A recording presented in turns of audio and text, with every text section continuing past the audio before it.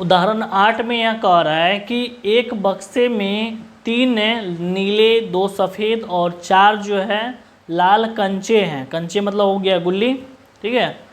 यदि इस बक्से में से एक कंचा यादृश छाया निकाला जाता है तो इसकी क्या प्रायिकता होगी। रोमन 1 में है सफ़ेद है, दूसरा में है नीला है, तीसरा में है लाल है। तो 3 प्रकार का जो यहाँ पे कंचे दिए गए हैं, तो सबसे पहले नीले कंचों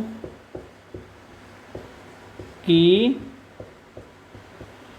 संख्या बराबर, उसके बाद यहाँ पे ये 3 है, सफ़ेद है, इसके बाद सफ़ेद कंचों की संख्या बराबर, ये कितना है 2 है। इसके बाद है लाल कंचों की संख्या बराबर है 4।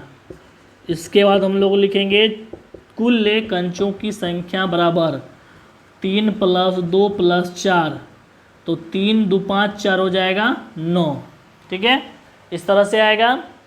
और इसके बाद जो है रोमन 1 में कह रहा है कि सफ़ेद हो, तो सबसे पहले हम लोग यहाँ पे सूत्र लिख लेते हैं प्रायिकता का।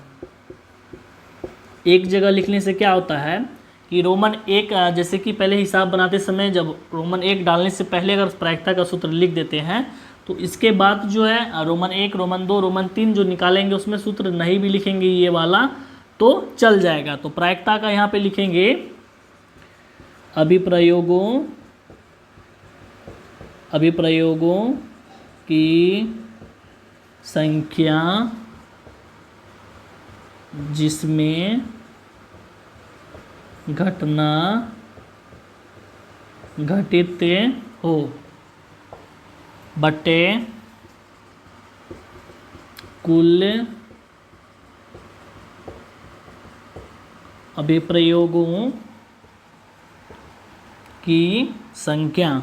अब लिखेंगे यहाँ पे रोमन 1 में जो कह रहा है कि सफ़ेद हो, रोमन 1 में सफ़ेद हो की प्रायिकता बराबर, तो सफ़ेद इसमें कितना है तो 2 है, 2 लिखेंगे और बट्टे कुल कितना गेंद है तो 9, 2/9 हो जाएगा इसका आंसर। अब रोमन 2 में यह कह रहा है कि नीले हो, रोमन 2 में लिखेंगे नीले हो की प्रायिकता बराबर, तो नीला गेंद इसमें है 3/9, इसको घटाएंगे तो 1/3 आएगा, ये हो गया इसका आंसर। अब रोमन 3 में है लाल हो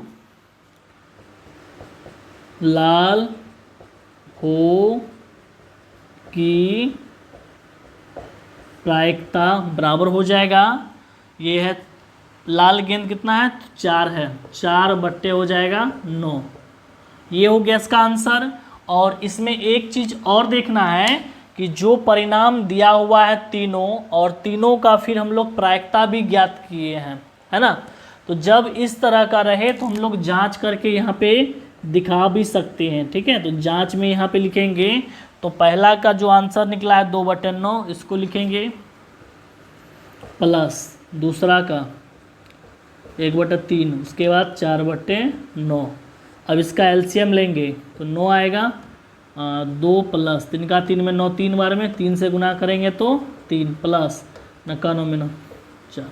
अब सबको प्लस करेंगे, 4 × 3 = 7, 7 × 2 = 9, 9/9 कटाएंगे तो कितना आएगा तो 1 आएगा। तो इसलिए यहाँ पे हम आपको बोल रहे थे, तो यहाँ पे ध्यान भी देना है इस चीज़ को कि जब भी इस तरह से रहे तो जांच करके यहाँ पे दिखा भी सकते हैं, या सभी परिणाम बराबर कितना होगा 1 होगा, ठीक है। तो अब इसके बाद जो उदाहरण आने वाला है वो बहुत ही खतरनाक जो है उदाहरण है, जो हर बार पूछता है, इसीलिए ये जानना बहुत ही ज़रूरी है ये वाला उदाहरण, ठीक है। तो चलिए हम लोग बढ़ते हैं अगले उदाहरण की ओर।